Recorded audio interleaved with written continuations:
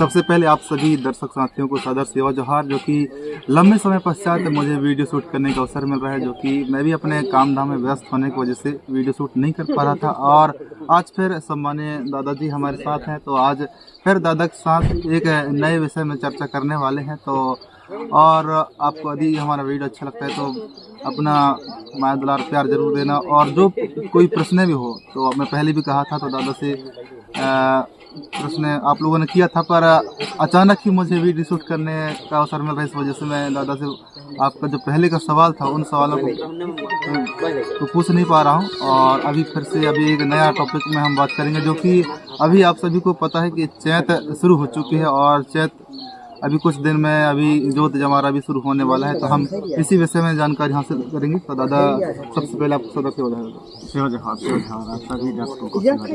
और दादा सबसे पहले हम ये जानना चाहेंगे जो कि जोत जमारा क्या है, जो कि बहुत से लोग सोचते होंगे जमारा जमारा तो जानते हैं लोग, और ये क्या है हम ये जानना चाहेंगे दादा। सबसे पहले तो ग्राम खैरी माल की पावन धरती को सहारते सेवा जोहार। आज हम ग्राम खैरी माल विकासखंड मोहगांव विकासखंड मोहगांव जिला मंडला में बैठे हुए हैं। और हम सबसे शुरू में सबसे पहले इस गांव के हमारे ग्रामवासियों को आयोजक समिति को सहारते सेवा जोहार करेंगे कि इतना बड़ा भव्य कार्यक्रम आयोजित किया। आगे कार्यक्रम अभी अभी संपन्न हुआ है, शांतिपूर्वक बिना किसी बाधा के बिना किसी व्यवधान के शांतिपूर्वक संपन्न हुआ। इसके लिए बड़ा पेन सजोर पेन बुढ़ाल पेन और यहाँ की सभी शक्तियों को हम सहर्दय सेवा जोहार करेंगे। साथ ही जैसा कि आपने पूछा कि जो चैत का महीना है वह हमारे जो जोत जमारा है, तो जोत जमारी अलग अलग नाम पुकारने लगे। वास्तव में हमारे पुरखा लोग जो है इसको जोत जमारी कहते हैं, जोत जमारी कहते हैं।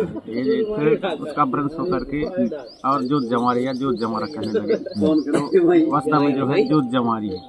जोत जमारी क्योंकि हम लोग कभी कभी जैसे पुकारा जाता है तो रे और री, तो रे जो है लड़का के लिए और री जो है अधिकतर लड़की के लिए और उपयोग किया जाता है। तो हमारे पुरखा जोत जमारी कहते हैं, अर्थात जो मातृ शक्ति है, मातृ शक्ति के सम्मान में वह बोया जाता था। और आजकल जो है गेहूँ बोने लगे, गेहूँ दाना गेहूँ के अनाज बोलते हैं, जबकि वो नाम से ही स्पष्ट होता है कि जमा के अनाज बोया जाता है। जमा अलग होता है, गेहूँ की किस्म का होता है, लेकिन गेहूँ से हटकर के होता है।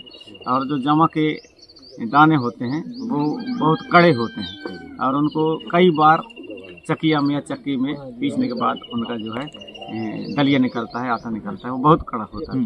तो वो जमा ही बोया जाता था, इसलिए उसको जो है और देवी दाई के सम्मान में, माता शक्ति के सम्मान में, उसकी शक्ति के लिए बोया जाता था, इसलिए उसको जमारी कहा जाता है। लेकिन अब उसका भ्रंश करके कहीं जमारा तो कहीं जमारी कहते। तो ये कहीं भी बोने का नहीं है, जो जमारी है वो कहीं भी बोने का नहीं है। जहाँ जहाँ जो हमारे देवी दाई के, देवी आया के हमारे जो बहन शक्तियाँ होती थी, जहाँ थाना होती थी, मढ़िया होता था, वहाँ पर वो बोया जाता था। जो पंडा हैं हमारे, जो देवी दाई को मानने वाले हैं और उसकी आराधना करने वाले हैं, उसकी शक्ति गंगो करने वाले हैं, वो लोग बोते थे। लेकिन अब धीरे धीरे करके उसका चलन सा हो गया है, कहीं भी देखो तो कहीं भी जमारी बो दिया जाता है। लेकिन ऐसा नहीं है, जो पंडा होते थे और वो लोग बोते थे, जो देवी दाई की विशेष करके भक्ति करते थे, और उनके देवी दाई के द्वारा जो है और उन्हें कुछ शक्ति प्रदान हुआ करता था। और वही शक्ति को लेकर के पंडा जो है, जितने भी हमारे उनके मढ़िया में जो आते थे झाड़ फूंक वाले, जो कई परेशानी लेकर के जाते थे, कोई बीमार वाला, कोई संतान नहीं दे रहा था, संतान प्राप्ति के लिए जाते थे, अनेक तरह के बीमारी के लिए, अलग तरह की समस्याओं के लिए उनके पास जाते थे। और उनका जब निदान हो जाता था तब ये चैत के महीने में उजियारी पक्ष में और मरती अमावस्या के ठीक दूसरे दिन से और उसकी शुरुआत होती है। जमारी बोते थे हमारे लिए और बोया जाता है, और वहाँ से लेकर के वह निरंतर और 8 दिन या 7 दिन भी हो जाता है, 7 दिन से 8-9 दिन तक वह चलता है। लेकिन विशेष करके अब और 8 दिन में 8वां चढ़ाते हैं। जो हमारे देवी दाई है उसके लिए पकवान इत्यादि बना करके चढ़ाया जाता है, रोट मदीदा इत्यादि, और चढ़ा करके देवी दाई के लिए 9 दिन में जो है वो जो जमारी होते हैं उन्हें सिराने की व्यवस्था है।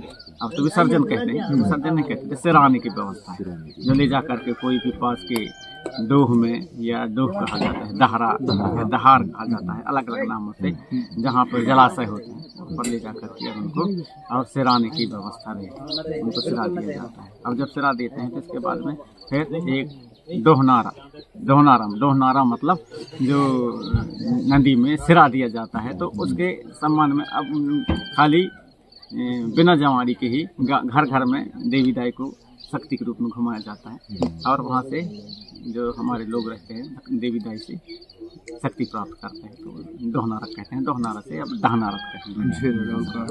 तो धीरे धीरे करके अभ्रंश होता जाता है। उसी प्रकार जमारी और जमारी का भी जमारी का जमारा और जमारी अभ्रंश शब्द है, सही शब्द है, वो हमारे पुरखों से हमने जमारी सुना था, ऐसा हमारे पुरख बताते थे कि वो देवी दाई के सम्मान में बोल जाता था, और केवल ये मढ़ियम बोल जाता है। इसलिए जो जो भक्त हुए हैं उस समय के, जो जो पंडा हुए हैं, उनका नाम भी भक्त में आता है।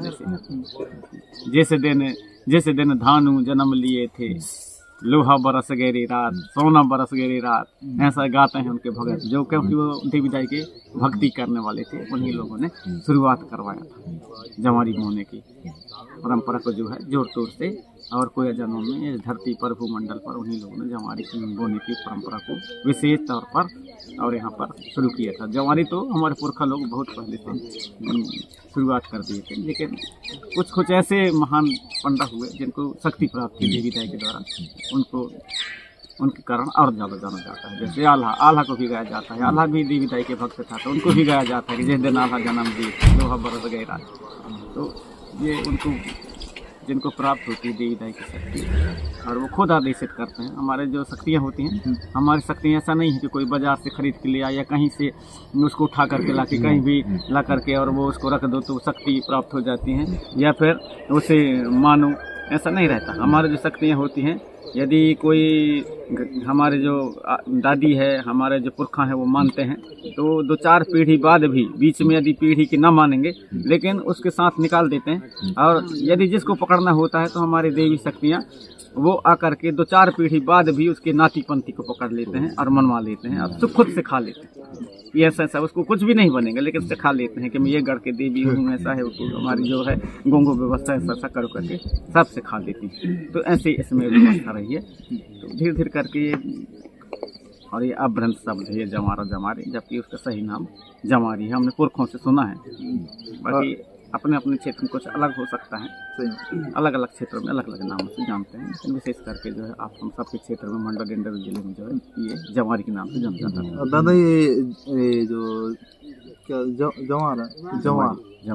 जमा इसको ही क्यों बोला जाता था दादा? जमा इसलिए बोया जाता रहा होगा, पुरखा तो उसमें हमारे विशेष करके नहीं बताए, लेकिन जमा इसलिए बोया जाता रहा होगा क्योंकि वो इतना ज़्यादा उसमें पावर होती है, इतना ज़्यादा ऊर्जा और इतना ताकत देने वाली, और उसमें हर प्रकार के विटामिन पाए जाने वाले, ऐसा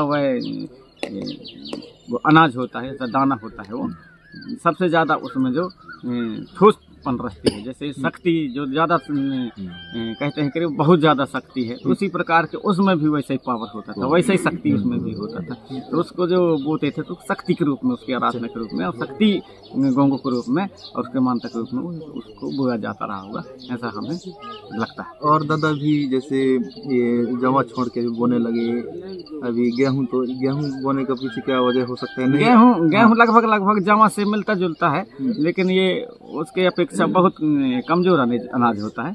लेकिन दोनों के जो पत्ते हैं या दोनों के जो पौधे होते हैं एक जैसे होते हैं, लगभग एक जैसे होते हैं। लेकिन जो पुरखा लोग जो बोने के उनके दर्शन अलग था कुछ, और कहीं भी देखोगे अभी उसी का नकल जो है अभी भी, यदि आप लोग सामग्री खरीदोगे कहाँ से, बाजार से खरीदोगे, तो पैकेट में आते हैं, तो उस पैकेट में देखोगे तो गेहूं की नहीं रहते उसमें अनाज, जो दूसरे लोग भी करते हैं, कई जिस पूजन सामग्री देखते हैं ना, कई यदि खरीदोगे तो उसमें बाजार से जब खरीदोगे तो उसमें गेहूं के अनाज नहीं मिलेंगे, उसमें कई प्रकार के सामग्री मिलेंगे, उसमें जमा जरूर एक दो दाने रहते हैं अभी भी, वो उसी के नकल है, हमारे पुरखों का वहाँ भी चल रहा है, वो ख्याल करके रख देते हैं।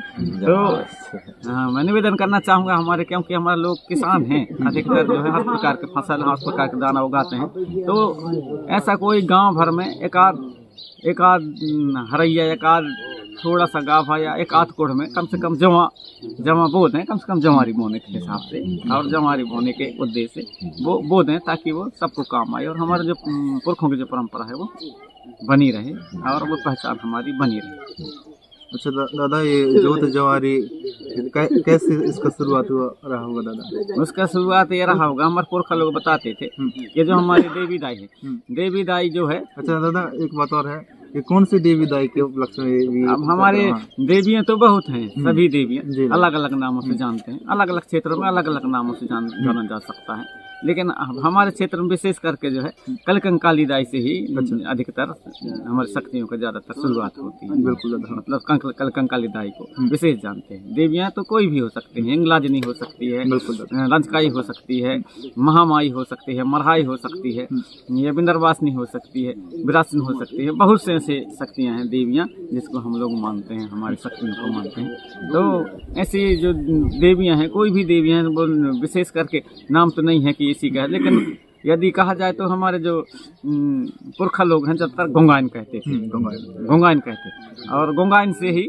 विशेष करके शुरू होता है गोंगाइन को। तो गोंगाइन में हम लोग गंगोदाई भी कह सकते हैं। तो गंगोदाई जो हमारे उसमें आता है, जंगोदाई आता है, गंगोदाई आता है, तो वो गंगोदाई से ही वह, और ये जमारी उसी के सम्मान में बोने की परंपरा शुरू हुई होगी, हमें ऐसा लगता है, क्योंकि उसका नाम विशेष करके, और जब हम मढ़िया है या फिर जब अपने डांग बनाते हैं तो उनमें विशेष करके जंगोदाई, गंगाइन दाई, गोंगाइन दाई उन्हीं का विशेष करके रहता है। तो कहा जाता है कि वे चूँकि उनकी सेवा सत्कार, जैसे कोई बुजुर्ग रहते हैं, सियाने रहते हैं, उसी प्रकार जो है उनके जो बच्चे थे, उनके जो लड़के थे, वो सेवा सत्कार उनके नहीं कर रहे थे, तो बोले कि मुझको जो है इस प्रकार के मेरी सेवा करो, सत्कार करो, लेकिन वो नहीं मान रहे थे, तो नाराज होकर के कहा जाता है कि वो भागने लगे। तो जो माता है, जो पुरखा है, जो शक्ति है घर के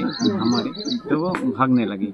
तो उसको फिर जब देखे उनके बच्चे कि नहीं हमारे दाई जो है भागने लगी, हमारी माता भागने लगी, तब उसको मना करके और मनाने के लिए गए। जब मनाने के लिए गए तो बोली कि मैं नहीं आऊँ, क्योंकि मेरी बात नहीं मानते, मेरे को अच्छा से खाना पीना नहीं देते, मेरे को ऐसा नहीं देते, कई कहते ना पेट भाजी नहीं देते, खाना नहीं देते, इसलिए मैं लौटूंगी नहीं। तो वो फिर बच्चों में जो है उनमें सेवा भावना जागी, और उन सेवा भावना का अर्जी किए, विनती किए कि नहीं आपको रुकना पड़ेगा दाई साहब। तो बोले मैं तभी रुकूंगी जब मेरे लिए जो है आप लोग इस प्रकार से मुझे पूजा करोगे, इस प्रकार से मेरी सेवा करोगे, और जो तुमने गलती किया है उसके लिए मैं तुम कहती हूँ कि मुझे इस प्रकार से और शक्ति स्थापित करके, शक्ति जो जमा बो करके, उन्होंने बताई होगी रास्ता कि जमा बो करके मुझे, और इस प्रकार 7 दिन तक, 8 दिन तक, 9 दिन तक आप लोग सेवा करो। सेवा करने के बाद में वहाँ पर शक्ति होगी, और जो इच्छा लेकर के आएंगे पूरे साल बाद, वो सारी इच्छाओं को मैं पूर्ति करूंगी, और उनसे जो आप लोग खर्चा कहोगे कि उनसे भी खर्चा ले लोगे कि ऐसा यहाँ पर चढ़ाना, वैसा चढ़ाना, ला करके कोई मंगल चढ़ाता है, कोई बाना चढ़ाता है, कोई खरक चढ़ाता है, सब ये देवी दाई खुद उनको बताती जाती है। वैसे ही वो लोग किए, तभी से ये जमारी बोने की परंपरा शुरू हुई होगी, ऐसे हमारे पुरख लोग बताते थे। और दादा, जैसे जमारा बोते हैं तो 9 दिन ही 8 दिन होता है, क्यों उसका इतना ही होता है? कम से कम 10 दिन भी हो सकता है, 12 दिन भी हो सकता है, पर 8-9 दिन ही क्यों नहीं? विशेष करके जो है ये 8-9 दिन वो सहूलियत के हिसाब से कर लिए, नहीं विशेष जो है 7 दिन में ही चढ़ा लेते हैं, पहले 7 दिन में ही चढ़ा लेते हैं। तो धीरे करके अरे नहीं 8 दिन में, 8वां 8 दिन का है, तो ऐसा मतलब सोच करके फिर 9 दिन में वो करते हैं, जबकि 7 दिन में किया जा सकता है। तो 7 दिन में किया जा सकता है। तो 7 दिन का जो हमारा है, जो 7 बहनियाँ होते हैं, कहते हैं 7 बहनियाँ। तो 7 बहनियाँ विशेष करके हमारे उसमें आता है कि 7 बहनियाँ, एक राजा के जो है 7 बहनियाँ थी, एक भाई था, और वो 7 बहनियाँ जो है, इसलिए बहुत से आप सुने होंगे गाना भी गाते हैं कि वो 7 बहनी सातों बहनी करके आता है ना, कहीं भी कोई गीत गाना भी गाते हैं तो सातों बहनी ऐसा करके आता है। तो एक राजा के हमारे पुरख बताते थे कि सात बहनियाँ थी, एक भाई था। तो सातों बहनियाँ तालाब में नहाने के लिए गए और नहाते नहाते एक बहन डूब गई तालाब में। उसको बचाने के लिए दूसरी बहन गई, उसको बचाने के लिए तीसरी बहन गई, उसको बचाने के लिए चौथी बहन गई, फिर 5 में गई, 6 में, 7 में, इस प्रकार से सब के सब ऊपर डूब जाते हैं। अब डूब जाते हैं, बोले कहाँ गए हैं, नहाने गए हैं, कब से नहीं आ रहे हैं, जाओ तो देख के यार। उसको भाई को भेजा जाता है। जब भाई को भेजा जाता है तो भाई वहाँ पर जाता है तालाब में, देखता है तो वहाँ पर जितने भी उनके वस्त्र थे, जितने कपड़े वपड़े जो भी रखे होंगे, बर्तन वर्तन जितने पानी लेने के लिए वो रखे होंगे, नहान रहे थे वहाँ भीतर, तो डूब गए सब। तो वहाँ पर वो केवल उसके वस्त्र वहाँ कपड़ा वपड़ा सब कुछ दिखे मेड़ में, देखे कि यहाँ घुस के अब सब लोग मर गए। तो वो ढूंढने लगा सभी जगह और ढूंढ करके इधर उधर ढूंढा। इसके बाद फिर तालाब के किनारे आया और तालाब के किनारे आकर के फिर वो कहता है यदि मेरे बहन सातों बहनी, यदि सातों बहनी ये तालाब में ही हो, यहीं पर आप लोग और डूब गई हो, तो मुझे कम से कम एक बार आखिरी दर्शन दे दो। तो जो सातों बहनियां हमारे पुरखा बताते थे कि शक्ति के रूप में वो तो मर चुके थे वहाँ, लेकिन वो सारे के सारे हाथ उठा करके बीच तालाब से और दर्शन देते हैं उन्हें कि हम यहाँ पर डूब चुके हैं और हमारे इतने दिन का ही समय था, इसलिए हम जा रहे हैं, हम अच्छा वहाँ चले जाएंगे। इसलिए उनको गा रहे हैं, गाते हैं हमारे गायक लोग, भले नहीं जानते लेकिन गाते हैं कि झूलन लगे सातों बहनी आम के डार माया, सब ऐसे गाते हैं। तो ये है सात बहनी की कहानी, ऐसा हमारे पुरखा बताया करते थे, जो ऐसा कहीं भी नहीं मिलेगा लिखा हुआ, न कोई बताएगा भी नहीं, लेकिन हम लोगों ने पुरखों सुना है, वो बता रहे हैं। और दादा जैसे 8 दिन में 8 ही चढ़ाते हैं गेहूँ का, तो आटा तो क्यों चढ़ाया जाता होगा दादा? कुछ और भी चढ़ाया जा सकता है, जैसे कि मक्का का चढ़ाया जा सकता है, धान का चढ़ाया जा सकता है, पर गेहूँ का ही आटा क्यों चढ़ाया जाता है? अब 8 चढ़ाते हैं तो 8 से वो 8 दिन से नहीं है, मतलब वो आटा से है। अच्छा, तो कोई भी आटा से है, आटा से है वो चढ़ाने का। हाँ नहीं, वो तो इसलिए चढ़ाते हैं, अब पहले गेहूँ का नहीं चढ़ाते रहे होंगे, उसमें भी वो बड़े मेहनत से उसको पिसाई करते थे, किसको? जमा को, उसी को पीसते थे। लेकिन उसके जगह में सरल पड़ने लगा गेहूँ, इसमें ज्यादा दिक्कत नहीं होता, आसानी से मिल जाता है, आसानी से पिस जाता है, इसलिए इसको चढ़ाने लगे। लेकिन वो जो जमा था उसी को आटा भी चढ़ाते थे, आटा या आटा को जो है रोट मलिदा बना करके चढ़ाते थे, तो वो आटा ही है। तो आटा की जगह में 8 ही आ गया। तो आप लोग जो है आजकल जो है उसको 7-8 से जोड़ने लगे कि 8 दिन के 8 ही, वो आटा ही है। आटा को रोटी बना करके, रोट मलिदा बना करके चढ़ाने का है, वो 7 दिन में भी चढ़ाया जा सकता है। वो बिस्व निकालते थे, और बिस्व निकालते थे, माड़ी दाना ये वाला दाना जो बिस्व निकालते हैं। हाँ, वो सब होता है, वो अलग अलग काम में आता है, उसी का उसमें होता है। आज भी उसका उपयोग करते हैं क्योंकि उनमें जो है पावर ज़्यादा होता है, हर प्रकार के विटामिन बहुत ज़्यादा पाए जाते हैं। इसमें उसी में जमा में मड़िया दाना हो गया, इनमें बहुत ज़्यादा घनत्व होता है। तो अभी भी कई चीज़ उपयोग करते हैं, उन्हीं चीज़ों में ज़्यादा आता है। अपने देवी देवता के मान मनगत वाले में दाल चावल हो गया, मतलब उस समय तो चावल करने लगे, पहले खुदाई करते थे, दाल खुदाई वो चढ़ाते थे, छिड़कते थे, कहीं भी कुछ भी करना, ये सब बैठे हैं, ये सब ऐसे करते हैं। अभी भले न जानते हूँ लेकिन करते हैं, थोड़ा सा दाल खुदाई ले आना, थोड़ा सा तो कहीं भी कुछ भी पढ़ना है, कुछ भी करना है, पूजा पाठ करना है, तो अभी भी वही अभी भी चलते। और दादा जैसे जब कभी कोई भी कार्यक्रम हमारे घरों में होता है, जैसे 10 गात्र कार्यक्रम, जैसे ये चैत्र नवरात्रि हो गया, उसमें जब रोट मलिदा करते हैं, आखिर रोट मलिदा क्या है दादा? इसके बारे में कुछ रोट मलिदा जो है हम लोग उसमें तेल में पकवान के रूप में बना देते हैं और तेल में पकाते हैं, तो जो उसमें तेल और शामिल हो जाता है। जब वो पक जाता है, जब तेल उसमें जाता है, तब वो तेल जब शामिल हो जाता है तब उसको रोट मलिदा कहते हैं। रोट मलिदा तेल लगा करके जब बनाते हैं तो रोट मलिदा हो जाता है। वो अपने अपने बोलने चालने की परिभाषा है, वो तो अलग अलग क्षेत्रों में अलग अलग नाम से पुकारा जाता है, बिल्कुल अलग अलग प्रकार से। लेकिन उसमें तेल में पका करके, तो हमारे लोग फिर तेल को बहुत से लोग ऐसा कहते हैं कि तेल लग जाने से उसमें जो है कोई भी आदमी कहीं भी ले जा सकता है, इसलिए कि तेल जब उसमें लग जाता है तो तेल में कई प्रकार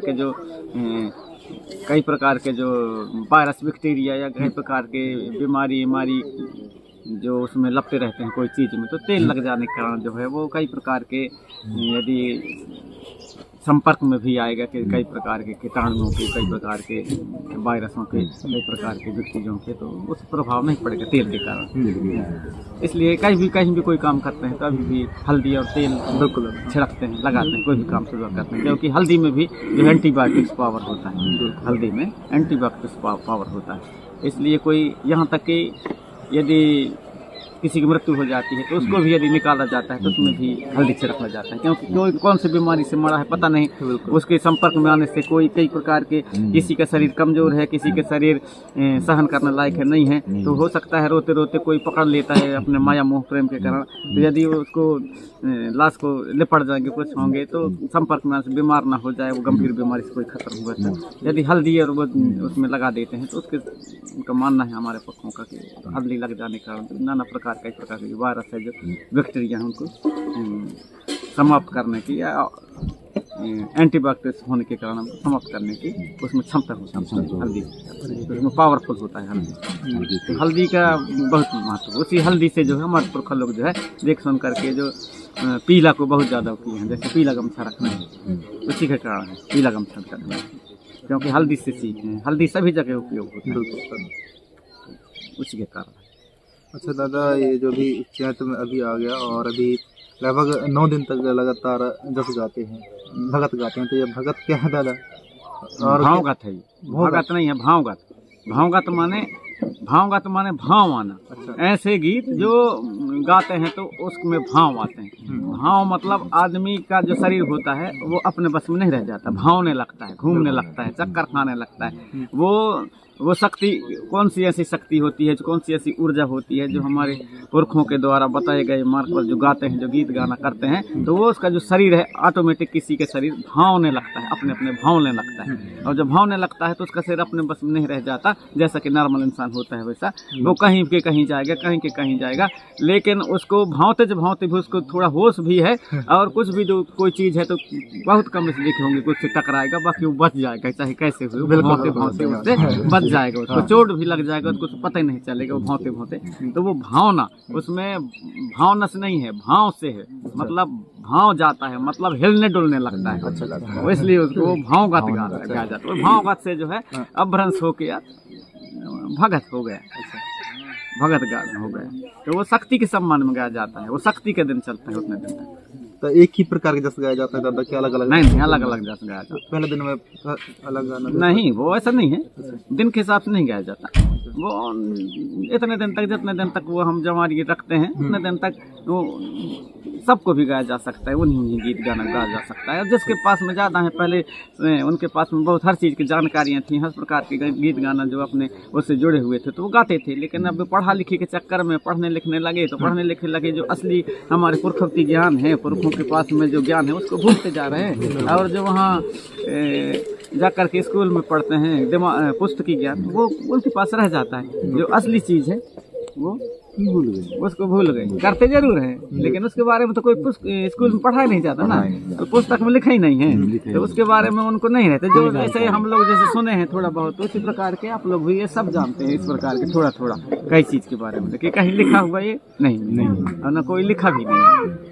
अब जो अभी के जो पढ़े लिखे जो पीढ़ी है, अब उन लोग लिख लें ऐसे बताने से तो अलग बात है, और वैसे लिख करके रखना चाहिए, लिख करके रखना चाहिए। जो भी पुरखों के पास ज्ञान है उन पुरखों को लिख करके रखना चाहिए, ये मेरा मानना है। तो रात में जैसे कि हमारे मस्कोली जी आए थे, वो नहीं कह रहे थे कि प्रेम सिंह मरावी लोगों के पास में जो गुड़ है उनको लिख करके रखना चाहिए उन लोगों का। अब इसकी जवाबदारी अब जैसे युवाओं के ऊपर है, उनको इकट्ठे करो, कलेक्ट करो, लिखो, और लिख करके जानकारियाँ जितने भी हैं तो उनको दुनिया के सामने रखो कि उनके द्वारा हमने ये ज्ञान अर्जित किया था। जैसे मेरे नाना थे धनुआ मरकाम पंडा, तो उनसे हमने जो कुछ भी सीखा है उन्हीं को हम लोग बताने का प्रयास करते हैं। पढ़ाई तो हमने किया है, MA पढ़ा है, डबल MA किए हैं, लेकिन जो MA वाला ज्ञान है हमको मतलब काम नहीं आता हमारा जीवन में हमारा काम आता है जो हम लोगों ने बुजुर्गों से सियानों से सीखा है, वही ज्ञान काम आता है। इसलिए आप लोगों से भी हमारा यही सभी बच्चों से यही हमारा संदेश है कि इस चीज़ को एकत्रित करें, संकलित करें और लिख करके एक पुस्तक बनाएं, वहाँ पर पुस्तक बना करके और आगे की पीढ़ी के लिए उन्हें सुरक्षित रखें, संरक्षित करें और वहाँ पर लिख दें। ज़्यादा होगा तो प्रेम साहिब मराबी या प्रेम सिंह मराबी की जानकारी के साथ वहाँ पर लिख दें। ये छोटी छोटी चीज़ें हैं, लेकिन इनमें बहुत बड़ा रहस्य, बहुत बड़ा रहस्य। अभी आए थे रूथ राजकुमार रूथ, आप सुने होंगे, सांसद हैं भारतीय आदिवासी पार्टी से। तो वो बोले अभी 23 तारीख को मिले थे वहाँ पंकर टोला खापा बंदेली खापा कलर के पास में कार्यक्रम था। तो वो आए थे तो बोले मैंने कई बार भूमिकाओं से, धर्माचारों से, पंडा पुजारियों से मैंने मिला है, लेकिन जो मेरे संकट का समाधान है वो कोई नहीं बता पाए। बोले वो प्रेम सिंह मराबी आएंगे वही बता पाएंगे, सभी ने बोला। तो अभी तक जो मैं जानकारी चाह रहा था वो किसी से मुझे संतोषजनक उत्तर नहीं मिला, इसलिए आपसे बहुत जल्द मिलना था। तो विशेष करके वो हम बैठ कर फिर मिले रेस्ट हाउस में। तो कई चीज़ों के बारे में उन्होंने प्रश्न किया जो उनकी शंका था वो। तो उनको जब मैं बताया तो बोले इस प्रकार के कोई नहीं बता पाते, जितने भी पंडा पुजारी धर्माचार प्रवचन करता जो हैं गोंडवाना के, ऐसा कोई नहीं बता पाते। बोले आज मुझे जो मेरे मन में जो शंका थी बहुत कुछ मुझे समाधान मिली। बोले तो एक बार दिल्ली आना बोले, तो मेरे को टाइम नहीं रहता, यदि समय मिलेगा तो नहीं। बोले हमको बोले एक बार विशेष आपसे बैठना उठना है। तो उनसे भी मैं बोला कि आपसे बहुत कुछ उम्मीद है देश के लोगों को, क्योंकि आप ही एक ऐसे हैं कि बहुत कुछ जो हमारी चीज़ें हैं, हमारे व्यवस्था के बारे में, हमारे एसटी के, हमारे हक अधिकार, हर प्रकार से आप आवाज़ उठाते हैं। और जो यहाँ पर नक्सलाइट के नाम से और हिरन से जो ध्रुवीय बैगा है उसको मार डाला गया है सरकारी तंत्र के द्वारा, फोर्स के द्वारा, पुलिस के द्वारा। तो यहाँ पर और यहाँ घूम गए थे और वो जा कर के वहाँ परसों के दिन उसका मुद्दा भी उठा दिया संसद में। इस प्रकार के मारा जा रहा है हमारे लोग।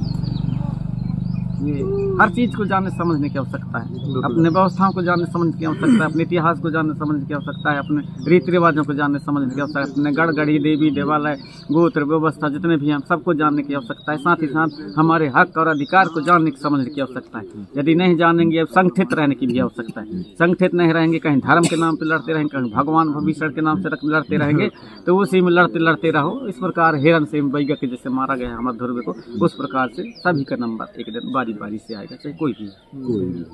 तो सबको आज संगठित रहने की आवश्यकता है। आप सभी ने शांतिपूर्वक बहुत अच्छे मेरी बातों को सुना।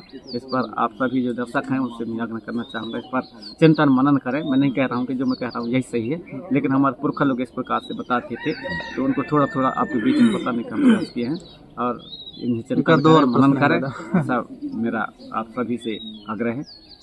और दादा एक बात और है, जैसे जब विसर्जन करने के बाद जो जवान रहते हैं उसके जो बाली रहते हैं उसको क्या बोलते हैं, हाँ, उनको जिस कान में खोजते हैं, कोई सर में रखते हैं, ऐसा क्यों करते हैं दादा? फिर ले जाकर सार में रख देते हैं? नहीं, जो वो उनको क्योंकि हम शक्ति के रूप में मानते हैं उनको, किनको? जमारी को। जमारी को शक्ति के रूप में मानते हैं। तो जो देवी दाई का जो प्रसाद है, कई लोग प्रसाद कहते हैं, तो वो जो शक्ति है, वो शक्ति लगभग हमारे सभी को प्राप्त हो। किसके?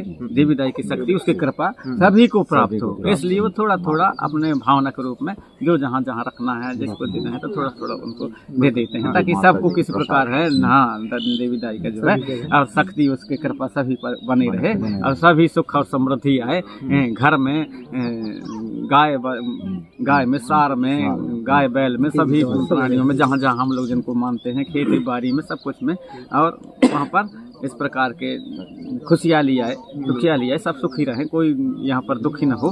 इस प्रकार से उसकी शक्ति सबके ऊपर कृपा बनी रहे, उसके लिए हम वैसा करते हैं। इसका दर्शन ये है हमारे पुरखा लोगों के अनुसार। तो आप सभी ने सुना, इस पर चिंतन मनन करें और आप सभी हमारे दर्शकों को, सभी शक्ति माता शक्ति सगा समाज को, आप सभी को सहर्दय सेवा जवाहर। बहुत धन्यवाद दादाजी, जो आपने बहुत अच्छी जानकारी दिया। मैं बहुत लंबे समय सोच रहा था और अभी मैं सोच ही रहा था कि दादा के पास अभी चैत के महीना में जाऊंगा और दादा से इन तमाम विषयों में जानकारी हासिल करूंगा। और परम शक्ति की ऐसी कृपा बनी कि आपसे फिर मुलाकात हो गई। अब ये थोड़ा सा चीज़ है, ये तो एक एंगल का, अब इतना बहुत बृहद चीज़ को थोड़ी सी बातों में ये इतना कम समय में नहीं बताया जा सकता, लेकिन ये थोड़ा केवल चिंतन के लिए आपको जोड़ा हूँ। बाकी उनका जो दर्शन एक थोड़ी चीज़ में बहुत बड़ा हमारे पुरखों का जो रहस्य दर्शन है, उसको हम थोड़े समय में और इतना कम समय में नहीं बता सकते। थोड़ा चिंतन के लिए आपके बीच में रखे हैं, और जब समय पर्याप्त रहता है तो उसमें हर चीज़ में हम चिंतन करते रहते हैं, और उसमें जो है हम बताने का प्रयास करते हैं। आप सभी सुना सेवा जहाज। इसी तरह से अच्छे वीडियो देखने के लिए हमारे चैनल को लाइक सब्सक्राइब करें, ताकि हम और भी अच्छे जानकारी हम आप तक पहुंचा सकें। तो मिलते हैं एक नए वीडियो में। जोहार जोहार।